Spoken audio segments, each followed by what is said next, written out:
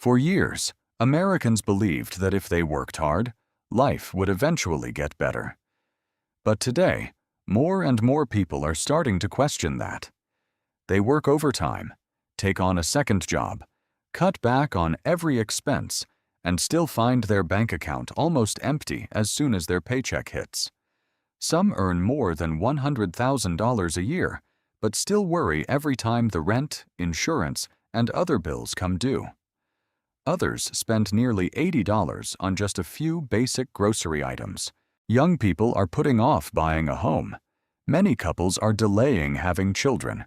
And plenty of people who have already reached retirement age are still having to work. The troubling part is that these stories are no longer rare. They are showing up all across America. Maybe what is disappearing isn't just money, but also the belief that working hard will lead to a better life. And that's exactly what we'll be exploring in today's video. The clock has just struck 5 a.m. A woman turns off her alarm, quickly puts on her work uniform, and drives to her first job. By the afternoon, she doesn't go home. Instead, she heads straight to her second job. Late in the evening, while many families are gathered around the dinner table, she opens a delivery app to earn a few more hours of income. The same car that takes her to work during the day is the one that keeps her working at night. By the time she gets home, she only has enough time to sleep for a few hours before the alarm goes off again. And the remarkable part is that she isn't unusual. This is gradually becoming the everyday routine of millions of workers across America. According to the U.S. Bureau of Labor Statistics, BLS, nearly 9 million Americans currently work more than one job. For many of them, a second job is no longer a way to earn extra money for vacations, a new car, or future savings. It has become a way to keep their current life from falling apart. That reflects a major shift. Americans aren't afraid of working more. What discourages them is working more without feeling like they're getting ahead anymore. There was a time when working overtime meant getting closer to life's biggest goals. Every extra shift could help a family save for a down payment on a home or prepare for their children's future. Today, those extra hours mean something different. After 8 hours at their primary job, many people spend their evenings driving for rideshare services, delivering food, selling products online, or taking on freelance work. Not because they want to become entrepreneurs. They're simply trying to close the ever-growing gap between their income and the cost of living. The quiet force stealing their motivation isn't work itself. It's the bills. They always show up on time, and they almost never get any smaller. Rent, insurance, utilities, internet, gas, groceries, medication. The moment a paycheck notification appears on their phone, one payment after another begins leaving their account. Today, the average apartment rent in the United States is still around $1,600 a month. Add car insurance, utilities, internet, and groceries, and many households end up spending most of their income just to cover the basics. By the time every bill has been paid, the remaining balance sometimes looks almost the same as it did before payday. That's also why even people with solid incomes have started talking about feeling financially uneasy. Earning $100,000 a year used to be considered the benchmark for a stable life. But in many high-cost areas like California and New York, after taxes, rent, insurance, healthcare, and other living expenses, many people say they have very little left to save. At the same time, real hourly wages, after adjusting for inflation, have barely increased, leaving many with the feeling that their paychecks are no longer keeping up with the cost of living. The troubling part is that this change isn't just showing up in the numbers. It's changing the way people think about work. In the past, working harder usually came with the feeling that life was gradually getting better.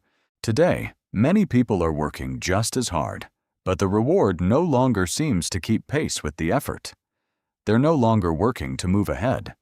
They're working just to avoid falling behind. Maybe the most discouraging part isn't having to work more. Americans have long been used to working hard and believing that hard work would be rewarded. What is slowly taking away that hope is the feeling that effort and reward no longer go hand in hand the way they once did. In the past, a second job helped build a better future. Today, a second job simply helps pay today's bills. And when millions of people begin to feel like they're running faster than ever, but still standing in the same place, the question is no longer whether they're willing to work hard. The question is why an ordinary life has become so expensive that even working more is no longer enough to create a sense of security. There was a time when if one bill went up, people could still find a way to manage. Gas cost a little more. They could drive a little less. Groceries got a little more expensive. They could switch to a different brand. The electric bill went up. They could run the air conditioner for fewer hours. Each expense on its own seemed small enough to handle. What has changed over the past few years isn't just one bill. It's that all of them have been moving in the same direction. Imagine a family opening their monthly statement at the beginning of the month. The rent has gone up by a few dozen dollars. The electric bill is higher than last season. Their car insurance has just been adjusted to a higher premium. A trip to the grocery store costs more, even though the shopping cart isn't as full as it used to be. Then someone in the family needs to buy medication or go in for a routine checkup. No single expense is big enough to feel like a major shock, but when you put them all together, they start to create a different feeling. The feeling that every door is slowly closing. According to numerous reports over the past few years, the costs of housing, groceries, energy, insurance, and healthcare have all risen significantly compared with the period before the pandemic. For many households, most of their income now goes toward paying for basic necessities before they even have a chance to think about saving money or enjoying life. That's what makes today's financial pressure so different. It doesn't arrive like a storm. It comes in like the tide, rising a little more every day. Hard to notice in any single moment. But by the time people look back, they realize they've been standing in deep water for quite some time. Many families have started changing the smallest everyday habits. One less weekend outing, canceling a few subscription services, putting off replacing an old refrigerator, delaying a dental appointment, buying medication in smaller amounts, putting less gas in the tank each time. These are decisions people rarely talk about. They happen quietly, over and over again, until they gradually become part of everyday life. What's worth noticing is that this pressure isn't limited to low-income households. Even people with stable jobs are beginning to feel the change. They still go to work. They still get paid. But the gap between what they earn and what they have to spend seems to be getting smaller and smaller. Not because they're spending recklessly, but because the things that used to be considered ordinary have all become more expensive. When every essential expense keeps rising over a long period of time, people begin to change as well. They spend more time thinking before making a purchase. They think twice before every trip. They look at the price tag before they look at the product. And sometimes, what wears them down the most isn't the number on any single bill. It's the feeling of never knowing which bill will be the next one to go up. It's a Saturday night. The clock on the microwave is just about to hit 10 o'clock. On the kitchen table sits a cup of coffee that's gone cold, a small notebook, a pen, a phone with the banking app still open. The woman isn't planning a summer vacation. She isn't searching for flights. She isn't looking at hotels. She's doing something much simpler. Erasing. Writing it again. Then erasing it once more. A single number in next week's budget. It's not because she's trying to save a few extra dollars. It's because getting even one small number wrong could make the entire month look very different. Maybe this is the part of the cost of living that few people notice. The first thing it takes away isn't money. It's the feeling that you're allowed to make a mistake. In the past, an unexpected car repair was just an inconvenience. An unplanned doctor's visit only made that month's budget a little tighter. Today, for many families, one unexpected bill can trigger a whole chain of other decisions. Putting off saving, putting off a trip, putting off replacing the old refrigerator, or simply hoping that nothing else unexpected comes up. That's why so many people don't feel poor. They still dress neatly. They still show up to work on time. They still drive the same car to the office every morning. From the outside, life looks almost unchanged. But inside, their minds rarely get a break. What if the car breaks down? What if the insurance premium goes up again? What if their child has to go to the emergency room? What if the air conditioner stops working during a heat wave? Most of those things will probably never happen. But having to mentally prepare for every possibility is what leaves so many people exhausted. There was a time when Americans talked about an emergency fund as a cushion. 3 months of expenses, 6 months if possible, not to become wealthier, but to sleep better at night. Today, for many families, that cushion is getting thinner. Their paycheck still arrives on schedule, but it already has a list of places it has to go. By the end of the month, the savings plan gets pushed back once again. Not because they lack discipline, but because life always comes first. The biggest change isn't in the bank balance. It's in the way people make decisions. Some stay in jobs they no longer love, not because they aren't capable of changing careers, but because they can't afford to give up their health insurance. Some turn down the opportunity to open a small business, not because they lack ideas, but because they're afraid of losing their last steady source of income. Some cancel a trip they've been planning for years, just to keep a financial cushion for whatever the future might bring. That's when stability is no longer the starting point of life. It becomes the biggest goal.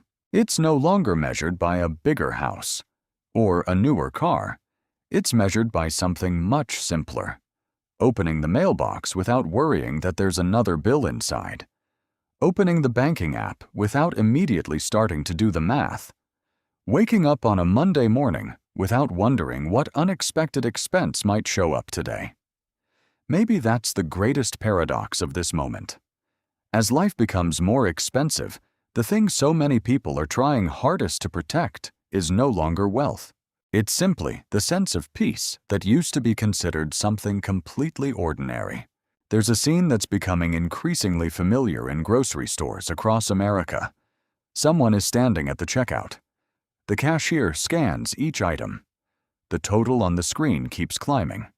Then, at some point, the customer gives a slight smile and says, "Go ahead and take off the last 2 items." That's no longer an uncommon moment. What's striking is that the items being left behind usually aren't luxury products.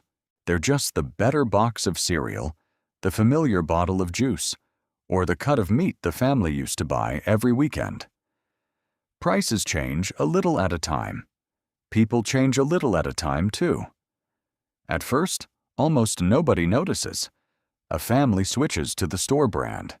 Someone starts bringing coffee from home instead of stopping at a coffee shop every morning. A couple decides to cook at home a few more nights each week. Every choice is small. So small that everyone assumes it's only temporary. But then a few months go by, and those changes gradually become part of everyday life. It's not just the way people buy groceries that has changed. The way they use their money has changed too. Streaming subscriptions get canceled. Services they rarely use are cut. Many people fix broken things around the house themselves instead of calling a repair technician. They spend more time comparing prices between stores before buying even the most ordinary item. Not because they enjoy bargain hunting, but because every dollar they save gives their budget a little more breathing room. The changes also show up in bigger decisions. Some people move into smaller apartments. Some families relocate to states with a lower cost of living. Others accept longer daily commutes in exchange for lower rent. In the past, those decisions were usually tied to major milestones in life. Today, many people are making them simply because their budget no longer stretches far enough. Even free time has started to take on a different meaning. After work, many people open delivery apps, take on freelance jobs, or sell things they haven't used in years. What used to be considered a side hustle has now become a familiar part of everyday life. What's worth thinking about is that there was never a single day when everyone suddenly decided to live differently. Everything happened very slowly. Today, they buy one less item. Next week, they cancel a service. The following month, they take on another job. A few months later, they move into a smaller home. If you look at each decision by itself, every one of them makes perfect sense. But when you put them all together, they show that the cost of living isn't just changing the numbers in people's wallets. It's quietly changing the way people shop, spend their time, and make decisions about the future. Maybe that's the biggest change of all. Not because people suddenly chose to live differently, but because so many small choices, repeated day after day, have ultimately created an entirely new way of living. A couple walks out of a house they just toured. The real estate agent smiles and says goodbye. The front door closes. They get into the car. Neither of them says a word for the first few minutes. It's not because they didn't like the house. It's because they both knew the answer before they even walked in. It was beyond what they could afford. Some dreams don't disappear overnight. They simply keep getting pushed back, year after year. According to the National Association of Realtors, the median age of first-time homebuyers in the United States has risen to 40, the highest ever recorded. The share of first-time buyers has also fallen to just about 21%, far below the levels seen over previous decades. This isn't just a story about the housing market. It's a story about when a life begins. A house can be bought later. But the early years of building a family never come back. The same shift is showing up in other milestones. More and more people are getting married later in life. Many couples are delaying having children. Not because they no longer want a family. They simply want to wait until they feel financially able to take on that responsibility. This trend has also been reflected in numerous studies on housing costs and major life decisions. The first thing being delayed isn't just a plan. It's the timing of an entire life. 30 used to be the age when many people thought about buying their first home, starting a small family, watching children run around in the backyard. Now, for many people, turning 30 means they're still trying to save for their first down payment. And time keeps moving forward. The dreams are still there. Only the moment to make them happen keeps moving farther away. Even retirement is no longer a guaranteed milestone.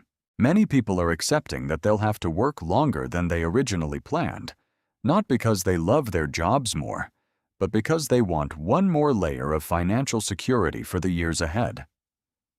Maybe the most expensive thing the cost of living takes away isn't in a bank account. It's on each person's calendar. A house can be bought later. A wedding can happen later too. Even retirement can be postponed for a few more years. But there's one thing no one can ever buy back: the years that slipped away while waiting for life to become stable enough to begin. And maybe that's the greatest loss of all. Not that a dream disappears, but that an entire chapter of life quietly passes by before that dream ever has the chance to become reality. One Sunday evening. A man opens his laptop. He isn't watching the news. He isn't watching sports. He's not searching for a family vacation either. He opens a job website, scrolls through a few listings, then closes it. Not because he found the right job, but because he realizes that even a higher salary would be unlikely to change his current life. Maybe that's the quietest thing the rising cost of living has taken away. Not money, but the feeling that one decision today could create a different future. This is no longer just a feeling. It's starting to show up in surveys across America. According to Gallup, the share of Americans who are satisfied with the direction of the country has, in recent years, typically hovered around 20% to 30%, reflecting a prolonged sense of pessimism across many groups. Meanwhile, the American Psychological Association's Stress in America survey has consistently found that money remains one of the biggest sources of stress for adults in the United States. Those numbers don't say that Americans have given up. They simply show that more and more people feel that putting in the effort no longer brings the same sense of certainty it once did. This change is difficult to see. No one wakes up and says, "Today I lost hope." It arrives in much smaller ways. Someone stops opening Zillow because home prices are always out of reach. A couple stops talking about a summer vacation. Someone deletes the car they once saved to their favorites. A family decides to repair the old refrigerator one more time instead of buying a new one. None of those moments is big enough to feel like a life-changing event. But when they repeat themselves over many years, they gradually change the way people imagine the future. There's one statistic that's especially thought-provoking. According to the Federal Reserve's report on the economic well-being of U.S. households, many Americans still say they would struggle to cover a $400 emergency expense with cash or its equivalent. When even a relatively small, unexpected expense can throw a budget off balance, planning 5 or 10 years into the future becomes much harder. That's why life gradually begins to shrink for so many people. They stop thinking much about the next 5 years. They stop talking much about retirement. They stop planning for the next house. The most important goal becomes getting through this month, then the next month, then one more after that. What's remarkable is that, from the outside, everything still looks normal. Office buildings are still lit up. The highways are still packed during rush hour. Grocery stores are still crowded every weekend. People still go to work. They still do their jobs. They still take care of their families. But one thing has changed.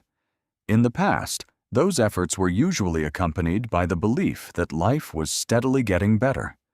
Today, for many people, they simply keep life from getting worse. Maybe that's the greatest cost of a prolonged period of high living expenses. It doesn't just shrink people's bank accounts, it also shortens the amount of time they're willing to think about the future. And when a society begins living mainly to get through this week, instead of preparing for the years ahead, what is slowly wearing away isn't just purchasing power. It's the belief that tomorrow can be more hopeful than today. There's something very interesting.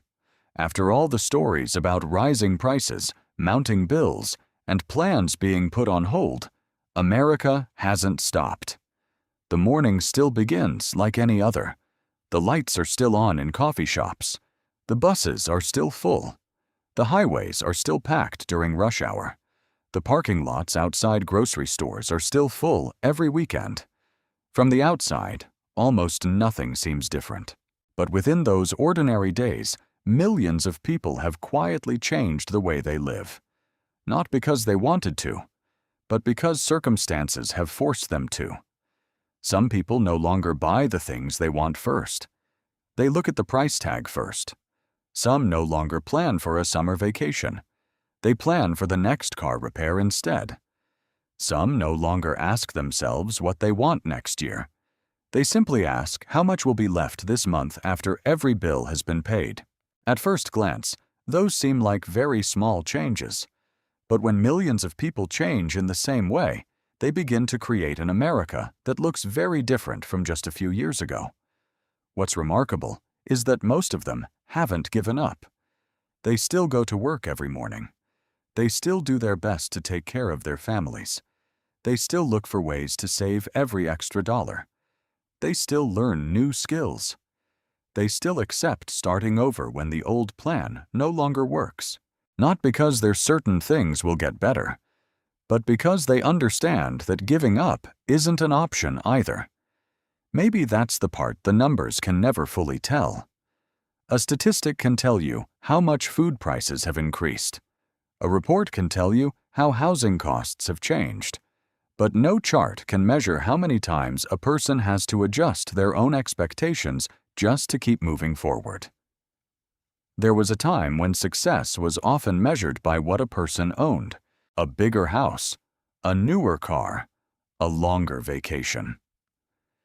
Today, for many families, success is sometimes as simple as making it to the end of the month without borrowing more money, having a small emergency fund, or simply knowing that if an unexpected bill shows up tomorrow, they can still calmly open the envelope. That isn't surrender. It's a new definition of stability. Maybe the biggest thing the cost of living has changed isn't found in the numbers. It's changed the way people define what it means to have a good life. After everything we've just been through, maybe the most thought-provoking part isn't a bill, a price tag, or any specific number. What has truly changed is the way people see their own lives. Plans that once felt completely ordinary now have to be postponed. Choices that once seemed simple now require careful thought. Yet through all of that pressure, millions of people still wake up every morning, go to work, take care of their families, and keep moving forward. Maybe that's the biggest story in America today. What about you? Over the past few years, what has changed the most in your life? Share your thoughts in the comments, because your story may help someone else realize they're not alone. If you found this video helpful, be sure to like, subscribe to the channel, and we'll see you in the next video.